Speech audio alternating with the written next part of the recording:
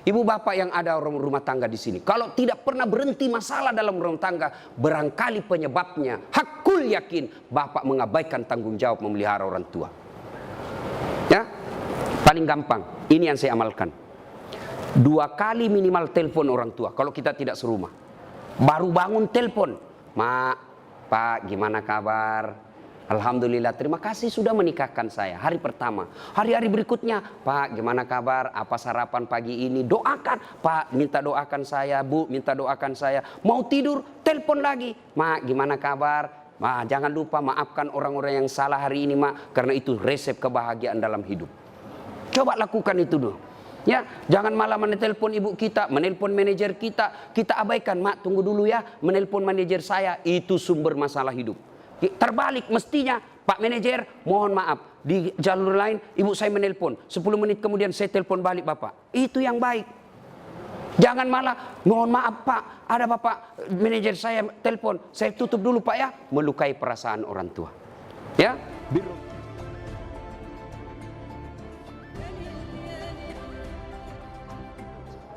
faqad qala Allah subhanahu wa ta'ala fi kitabil karim wa huwa asdaul qailin. A'udzu billahi minasyaitonir rajim. Bismillahirrahmanirrahim. Ya ayyuhalladzina amanu dukhulu fis-silmi kaffatan wa la tattabi'u khutuwatis syaitan innahu lakum adu mubin. Wahai orang-orang yang beriman, masuklah engkau ke dalam Islam secara sempurna dan janganlah engkau ikuti langkah-langkah setan, karena sesungguhnya setan itu musuh yang nyata bagi kalian. Dan saat kita ceramah seperti ini, jangan pikir tidak ada setan di tengah-tengah kita. Ada setan yang ada di tengah-tengah kita. Setannya bukan pocong, setannya bukan kuntilanak, tapi apa setan yang ada di tengah-tengah kita? Bentuknya handphone. Orang sudah ceramah masih sibuk dia menggesek. Itu setan itu ya. Simpan dulu HP-nya, sebentar kita selfie-selfie. Sebentar ya, kita dengar dulu nasihat. Insya Allah ini manfaat. Bukan nasihat dari Dasat Latif, tapi ini nasihat dari agama untuk membina perkawinan kita. Ibu bapak, saudara-saudara sekalian, teristimewa yang saya hormati pengantin baru Adinda Andi Windy Maulia dan Adinda Muhammad Gali Clay. Ya, Gel. Ya, karena kalau di Sulawesi saya baca bahasa Sulawesi ini lain artinya. Ya, gele. Makanya saya kasihkan jadi gel saja toh, kalau jadi bahasa Sulawesi bahaya.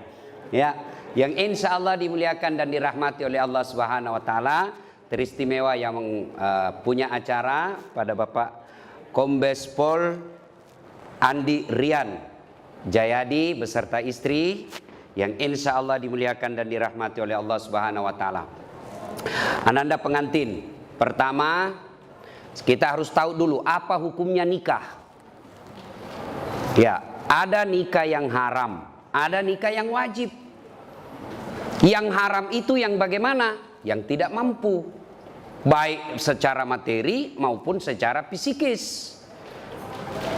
Homo, ya, gay, penyuka sesama laki-laki, tidak senang sama perempuan. Kalau dia menikah sama perempuan malah hancur, ini perempuan tidak pernah rasakan kebutuhan psikis, maka dia haram untuk menikah. Atau lesbi, penyuka sesama laki-laki perempuan, dan ini semakin banyak dan mereka eksis. Ya, ini haram. Ya. Kemudian yang wajib.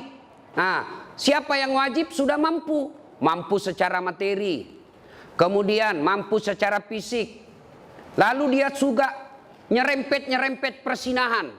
Ini wajib. Siapa mereka? Sudah punya kerja, sudah punya penghasilan, sudah mapan, selalu bawa ceweknya ke sana kemari. Itu dosa kalau dia menikah. Maka dengar ini, yang jomblo-jomblo fisabilillah, kalian juga yang sudah pacaran, dengar ini baik-baik, nikah cepat. Dengar ini cewek-cewek, dipacari 3 tahun tidak dinikah-nikahin, rugi kamu. Motor aja 1 tahun dicicil sudah lunas, masa kamu dipacari 3 tahun tidak dinikah-nikahi?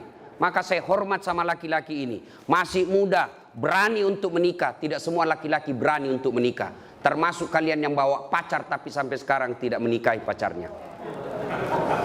Siapa suruh kau undang saya? Ya, ini hebat ini.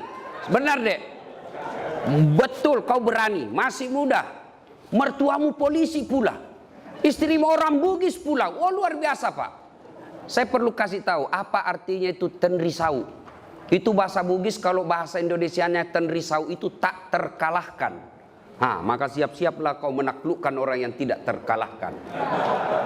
Ya? Itu bahasa Bugis. Orang Bugis kasih nama itu ada filosofinya. Tenrisau, tenriteta. Kalau tenriteta itu tidak bisa dilewatin. Nah, ini tenrisau ini artinya tak terkalahkan. Ya, itu yang pertama, lurus itu hukum menikah. Yang kedua yang perlu kita paham untuk nasihat kita, luruskan niat. Nikah itu jangan macam-macam niatnya. Niat apa? Melaksanakan syariat Islam. Niat apa? Mengikuti sunnah Nabi. Karena Nabi katakan siapa yang sudah mampu lalu dia tidak mau menikah, falaisa minni, bukan bagian dari umatku. Dengar ini baik-baik. Ya, maka luruskan niat. Menikah itu kata Nabi, nikahi seseorang karena 4 hal. Ya, ini bagi adik-adik yang belum mau menikah lagi pusing cari jodoh. Kata Nabi, nikahi seseorang karena 1, kalau kau laki-laki. Nikahilah dia karena kecantikannya. Perlu cantik. Kenapa? Dia 24 jam di depanmu. Kau pulang kerja, ya ada lagi dia. Kau mau tidur, dia lagi di depanmu. Kau mau makan, ya ada lagi dia. Kalau dia jelek, cepat bosan. Akhirnya ganti casing. Tapi cantik ini penting, tapi tidak boleh prioritas. Kenapa? Cantik ada batasnya. Apalagi zaman sekarang. Cantik betul di medsos, ternyata kamera 360. Cantik itu penting, tapi tidak boleh prioritas. Kenapa? Sweet sepenting, 20 tahun cantik, tapi 70 tahun tidak cantik lagi. Maka kalau motif utamamu cantik, maka akan pudar cintamu. Alhamdulillah istrimu cantik, bos. Alhamdulillah. Ya, 2. Kata Nabi, nikahilah dia karena kekayaannya. Islam tidak dilarang mencari orang kaya, tapi yang dilarang materialistik. Apa itu materialistik? Menghalalkan segala cara untuk mendapatkannya. Beda agama, karena banyak uangnya dia pilih. Itu namanya materialistik. Tapi cari orang kaya tidak dilarang. Tapi jangan sampai kau tidak menikah karena kau takut miskin. Tidak ada orang setelah menikah semakin miskin. Kenapa? Logika Qur'annya, satu manusia ada rezekinya. Satu manusia ada rezekinya. 1 tambah 1 pasti 2. Maka nikahlah, jangan kau pernah menolak pernikahan karena kau tidak merasa tidak mampu. Saya miskin, maka kau akan miskin selama-lamanya. Karena Allah jelaskan, ana inda sanni abdi bi. Saya tergantung sangkanya hambaku. Kalau saya sangka, kalau dia sangka telah makin kaya setelah menikah, saya kasih kaya kau. Maka hakul yakin, cari yang kaya. Tapi adek, jadilah laki-laki yang terhormat. Jangan kau gantungkan hidupmu sama mertuamu. Jangan kau pikir hartanya mertuamu. Jangan, kau akan menjadi laki-laki hina. Berdiri tegak dengan kepala terhormat karena kau hidup di telapak kakimu sendiri. Itu laki-laki. Yang ketiga, kata Nabi, nikahilah seseorang karena keturunannya. Boleh cari keturunan baik-baik, tapi tidak boleh prioritas. Kenapa? Ada orang bapaknya Nabi, anaknya pengkhianat. Siapa? Nabi Nuh. Ada orang bapaknya pengkhianat, anaknya dari Nabi Ibrahim alaihissalam. Maka penting cari keturunan baik-baik, tapi tidak boleh jadi prioritas. Yang keempat, kata Nabi, nikahilah dia karena agamanya. Ini yang prioritas. Ya, kata mahasiswa saya, Ustadz, kenapa agama nomor 4? Mestinya dia nomor 1. Saya bilang jangan salah paham dek. Hadis itu agama nomor 4, tapi dia tidak titik di situ, dia koma. Lalu ada stressingnya. Utamakan agamanya, karena dengan agama kau akan mendapat 4-4-nya. Ada orang cantik, akhlaknya kesurupan. Ada kaya, tapi otaknya beleng-beleng. Ada lagi cerdas, tapi mukanya hancur. Tapi untuk mendapat perempuan yang konflik, komplit. Paripurna, dia cantik, dia anak keturunan baik-baik, kaya, bagus agamanya, 10-100 cewek, belum tentu ada satu. Kalau ada, tunjukkan saya juga masih mau. Ya kan? Maka utamakan agama. Karena agama, mukanya yang tidak cantik akan baik dengan akhlaknya yang mulia. Kekayaannya terbatas, tapi kaya akhlaknya, maka orang dia puji. Orang memujinya. Maka utamakan agamanya, tapi karena dengan agama kau akan mendapat semua-semuanya. Luruskan niat. Yang ketiga yang ingin saya sampaikan. Setelah ijab kabul ini, Dek, percayalah tidak ada keluarga yang tidak ada masalahnya. Ini semua ini. Muka-muka penuh masalah rumah tangga ini semua. Ya kan? Iya, percaya. Tidak mungkin ada rumah tangga yang tidak ada masalahnya. Rumah ustadz banyak juga masalahnya. Apa masalahnya? Mau kawin lagi takut sama istrinya. Semua orang punya masalah. Jangankan ustadz, Nabi aja ada masalahnya. Nabi, manusia pilihan, tidak ada dosanya. Doanya pasti diijabah Allah. Apa tidak ada masalahnya? Pernah beliau 3 hari 3 malam tidak makan sampai cucu beliau Hasan Husain pucat. Dibuli, bukan lagi dibuli, diusir dari tanah kelahirannya Mekah. Siapa yang mengusirnya? Pamannya sendiri. Tuh Nabi. Bahkan pernah dalam kesetiaan rumah tangga, beliau pernah difitnah, Aisyah selingkuh. Itu rumah tangga Nabi, apalagi rumah tangga milenial. Pasti banyak masalah. Saya kasih kau contoh. Sebelum kau nikahi ini adik, apa masalahmu? Diterima enggak ya? Diterima enggak ya? Diterima enggak? Sudah, diterima. Selesai masalahmu. Oh, ada lagi masalah. Ada corona. Mau menikah ada corona. Ya, selesai menikah seperti ini, apa selesai masalah? Muncul masalah baru, mau punya rumah. Sudah punya rumah, selesai masalah, mau punya anak. Tidak ada orang tidak ada masalah. Saya kasih lagi contoh. Istri cantik, kau kira bukan masalah? Istri cantik digoda orang. Apalagi kalau suaminya jelek. Lebih masalah lagi tuh bos. Untung ini pasangan sama gagah dan cantik, klop. Berarti bagus kalau jelek istri, Ustaz. Istri jelek dihina orang. Kita lagi yang malu jalan sama dia. Pergi pesta pengantin duluan aja, Dek, nanti saya menyusul. Sampai istrinya, Bang, di mana kau, Bang? Nggak jadi saya mencret. Coba. Istri cantik masalah, istri jelek masalah. Tidak ada orang tidak ada masalahnya. Lalu ada yang bilang sama saya, Ustaz, bahagia benar rumah tangganya itu, Ustaz. Kenapa aku bilang bahagia? Tahu Facebooknya, foto-fotonya di Instagram, di WhatsApp bahagia, peluk-pelukan. Saya bilang, beleng-beleng itu kalau foto baku tangkar dia pergi share di Facebooknya. Masa orang bertengkar lalu dia share di Facebooknya? Itu dongok namanya itu. Pasti yang romantis. Saya itu bisa membaca psikologinya orang yang bisa baru bertengkar. Selama ini tidak pernah ada foto istrinya di medsosnya. Tiba-tiba tampil dengan mesra. Biasanya habis selesai selingkuh itu suaminya. Maka dia pasang lagi seperti itu. Hati-hati. Saya juga diprotes sama keluarga. Kenapa itu kok saya lihat tidak pernah itu wallpapermu istrimu. Tidak pernah saya lihat kau bawa-bawa foto istrimu di dompet. Saya bilang untuk apa? Nah saya sudah hafal mukanya. Orang yang tidak hafal muka istrinya itu harus lihat fotonya tiap hari. Jadi ibu-ibu yang selalu dipajang fotonya di medsos jangan terlalu percaya diri. Bisa jadi suami sudah mulai lupa muka istri. Ya, percaya Dek, tidak ada keluarga yang tidak ada masalah. Nah sekarang apa sumber masalah keluarga?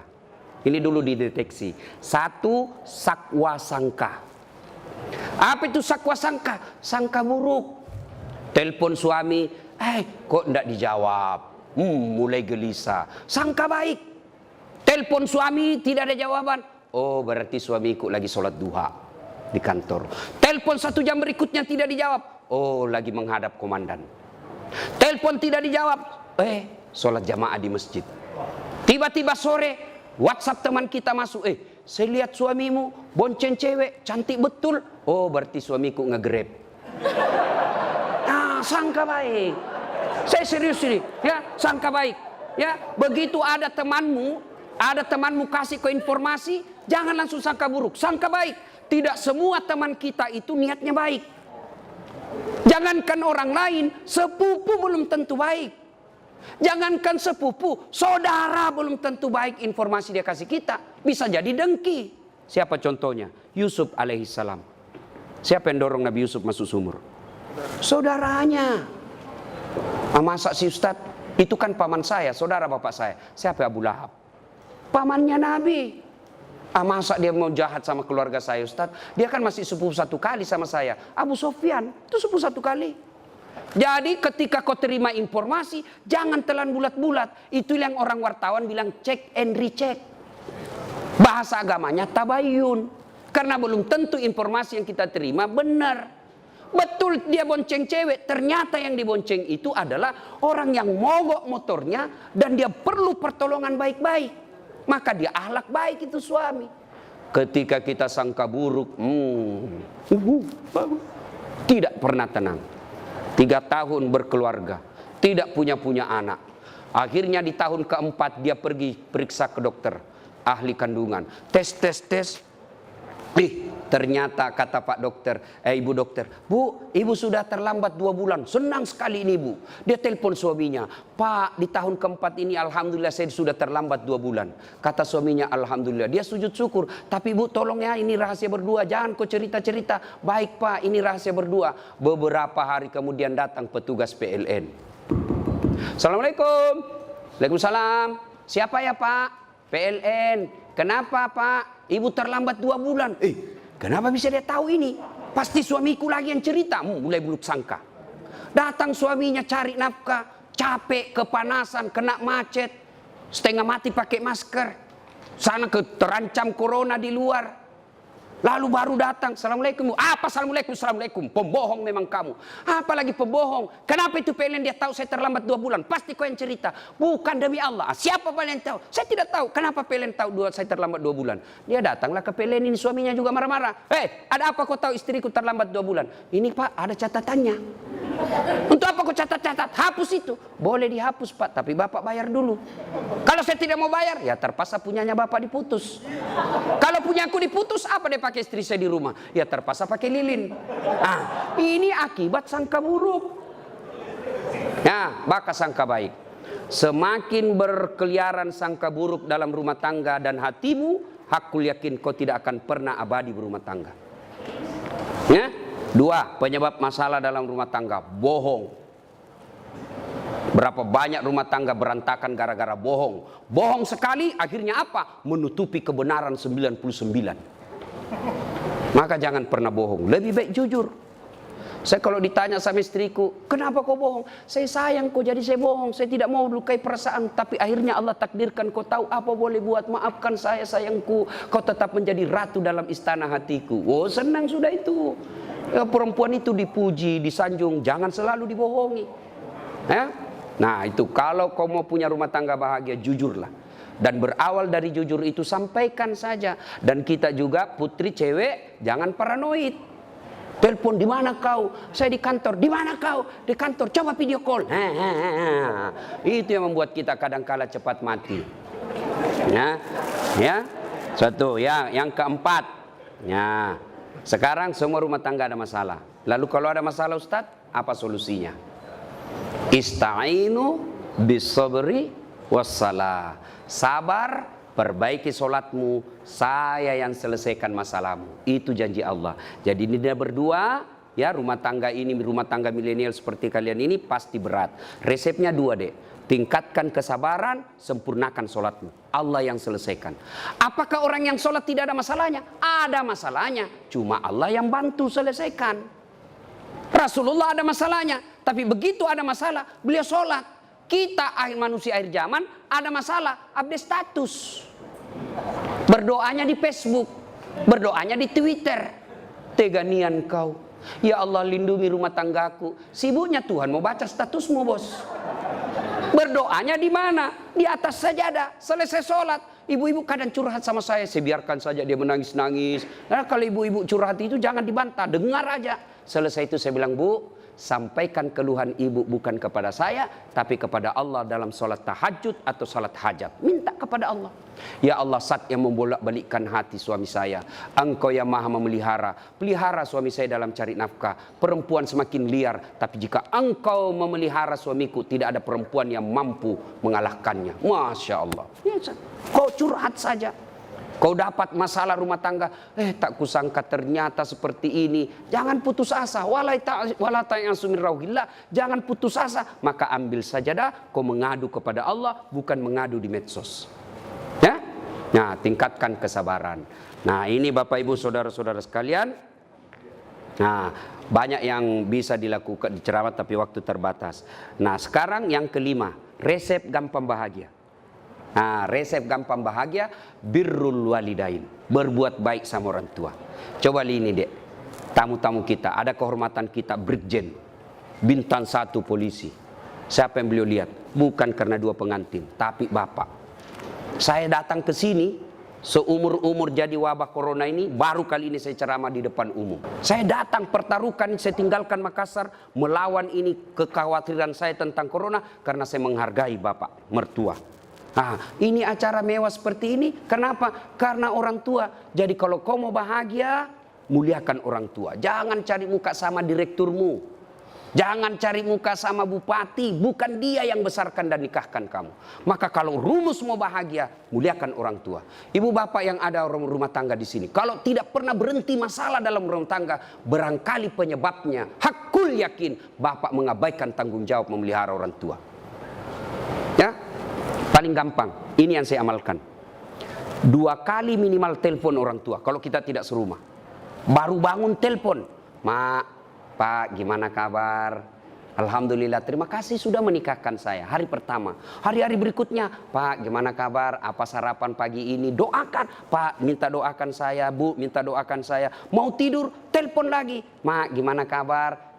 Jangan lupa maafkan orang-orang yang salah hari ini, Mak, karena itu resep kebahagiaan dalam hidup. Coba lakukan itu dulu. Ya, jangan malah menelpon ibu kita, menelpon manajer kita abaikan. Mak, tunggu dulu ya, menelpon manajer saya, itu sumber masalah hidup. Terbalik mestinya, Pak manajer, mohon maaf, di jalur lain ibu saya menelpon, 10 menit kemudian saya telepon balik Bapak. Itu yang baik. Jangan malah, mohon maaf Pak, ada Bapak manajer saya telepon, saya tutup dulu Pak ya, melukai perasaan orang tua. Ya, birrul walidain. Tidak ada rumah tangga yang sengsara kalau dia memuliakan orang tuanya. Itu aja rumus. Soal rezeki dek, jangan kau cemas. Allah sudah jamin rezekimu. Jangankan kamu yang sarjana, cerdas, cicak. Tahu cicak? Apa dia makan itu cicak dek? Nyamuk. Tidak masuk akal toh? Cicak di dinding, nyamuk terbang. Gimana mau ketemu? Satu di dinding, satu terbang. Tidak ada terminalnya. Gimana mau ketemu? Tapi Allah yang jamin rezekinya. Apa kata lagu kita waktu kecil? Cicak-cicak di dinding, diam-diam merayap, datang seekor nyamuk. Nyamuk yang datang. Tidak dikatakan lagu cicak lompat ke nyamuk, patah tulang dia. Maka tidak usah cemas soal rezeki. Ya, berbuat baik saja kau kepada kedua orang tuamu, gunakan ilmumu, Allah buka pintu rezekimu. Hakul yakin, ya. Nah, ini nasihat buat pengantin. Sekarang nasihat buat kita ini yang datang. 1, biasanya kalau ada cara begini banyak yang tidak sholat. Ini untuk orang Islam. Gara-gara apa? Make up, kuning, coklat, biru, krem, abu-abu. Tidak sholat. Ya, Ustadz bagaimana? Dilarang make up. Ibu-ibu kalau make up untuk bangga suami di depan samping itu ibadah. Kalau ibu make up supaya suami bangga, itu ibadah. Tapi jangan sampai make up membuat ibu tidak sholat. Bagaimana caranya Ustaz? Ibu wudhu dulu. Sudah wudhu make up. Setelah itu tahan kentut. Karena biar sudah wudhu sedikit aja Ustaz, tidak habis, tetap batal. Ya. Apalagi yang membuat perempuan banyak tidak sholat. Apalagi nih anunya, apa namanya ini? Jilbab, yang selalu saya istilahkan jilbab sakaratil maut. 3 lapis, dikasih miring sedikit, ada kayak pohon-pohon di belakang. Ya. Saya biasa lihat itu, saya bilang, belen-belen. Dia pakailah yang sempit, baju sempit, jalan setengah mati fating dulu deh dong. Coba kalau longgar, kan gak enak jalan ya. Tiba waktu sholat, hayyalah sholat. Kata suaminya, Bu, kau pergi sholat. Saya sudah umrohkan kamu 2 kali. Ini sudah mau asar, kau belum sholat. Apa kata sini? Sadar kau Pak. Saya sadar ini, saya suruh kau sholat. Kau tidak lihat ini jilbabku, 1 jam dipakai ini. Ya? Nah itu ya. Nah, yang berikutnya, yang banyak kita langgar pada saat acara pengantin begini apa? Banyak praktik mubazir. Terutama itu air gelas. Belum habis kita tusuk lagi yang satu. Belum habis kita tusuk lagi. Jangan, itu uangnya orang. Ya, habiskan baru tambah. Makanan, saya orang kampung, saya waspada kalau acara pengantin di kota, Pak. Karena belum tentu baik. Enak di mata, belum tentu sesuai di leher. Saya pernah dapat mie, saya kira mie panjang-panjang, Pak. Saya ambillah, karena saya suka mie. Banyak-banyak, ternyata apa? Mangga. Waduh, saya mau sisa. Saya mau sisa. Saya sudah bilang jangan mubazir. Habis, Pak, menderita saya, Pak. Maka belum tentu enak di mata, belum tentu enak di leher. Ambil sedikit saja, ternyata nyaman, baru tambah.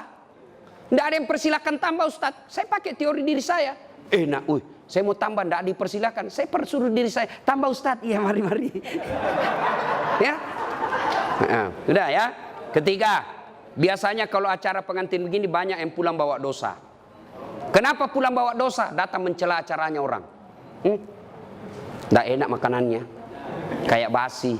Padahal membungkus. Dan selalu saya istilahkan ibu-ibu Columbus. Tahu ibu-ibu Columbus? Kelompok ibu-ibu pembungkus. Ya. Kemudian, ya. Sudah terakhir, karena waktu terbatas ya. Ada yang saya lupa. Nah ini dek ya, Gley, besok kamu bertengkar sama istri, jangan gampang bilang talak. Itu tidak boleh dipermainkan itu kata talak. Selama masih kau niat untuk sehidup semati dengan istrimu, marah bagaimanapun, jangan ucapkan talak. Tidak boleh dipermainkan ini. Sama tadi akad nikah. Tidak boleh saya wakili kamu, saya terima nikahnya. Jadi meskipun saya main-main. Tidak boleh dipermainkan kata talak. Jadi besok-besok kamu marah, istrimu marah, bawa saya pulang ke orang tuaku. Baiklah, saya ke rumah mertuaku. Jangan gampang bilang talak. Saya talak kamu, jatuh talak satu. Talak satu itu artinya masih boleh campur. Sama-sama malam rindu, campur halal. Tapi kau bertengkar, saya talak kamu. Keluar rumah kau banting pintumu, saya talak kamu. Jatuh talak dua. Tidak boleh campur tanpa nikah ulang. Kalau kau campur tidak nikah ulang, maka sama hukumnya kau berzina. Saya talak kamu. Keluar dari rumah dia banting pintu, saya talak kamu. Naik di motor, saya talak betul kamu. Jatuh talak tiga. Artinya harus cerai dulu, pisah, menunggu masa iddah tiga kali haid. Lalu setelah itu menikah istrinya dengan laki-laki lain. Lalu dia cerai, nunggu lagi masa iddah, baru boleh nikah kembali. Hati-hati, jadi jangan gampang bilang talak. Bagaimana kalau istri kita bilang talaka, sampai, tidak apa-apa, biar sampai di atas pantatnya. Tidak apa-apa, biar dari talak dari pagi sampai pagi lagi tidak apa-apa. Kenapa? Hak talak ada sama suami, bukan sama istri. Ya demikian, mudah-mudahan ada manfaat. Ya sebelum kita akhiri, mari kita kirimkan suratul Fatihah kepada Rasulullah Muhammad SAW. Khasiat dan keutamanya kita ikhlaskan kepada keluarga kita, anak kita, adik kita yang menikah hari ini. Mari kita kirimkan suratul Fatihah. Mudah-mudahan suratul Fatihah itu Allah berkahi rumah tangganya, dunia dan akhirat. Dan bukan cuma di dunia bahagia, juga nanti di akhirat dikumpulkan bersama keluarga besar beliau. Ila hadratin Nabi Mustafa Muhammad SAW. Al-Fatihah. Bismillahirrahmanirrahim. Rahmanirrahim. Maliki yaumiddin. Iyyaka na'budu wa iyyaka nasta'in. Shiratal ladzina an'amta 'alaihim ghairil maghdubi 'alaihim waladdallin. Amin. Terima kasih Ibu Bapak, saudara-saudara sekalian. Demikian, semoga ada manfaat. Kalau masih mau dengar ceramah lengkap soal pernikahan, banyak ceramah saya. Nasihat kewajiban istri kepada suami, atau kewajiban suami kepada istri, kewajiban orang tua kepada anak, kewajiban anak kepada orang tua, ada di YouTube. Silakan buka channel saya, Das At Latif. Jangan lupa like and share. Terima kasih, lebih dan kurangnya mohon dimaafkan. Assalamualaikum warahmatullahi wabarakatuh.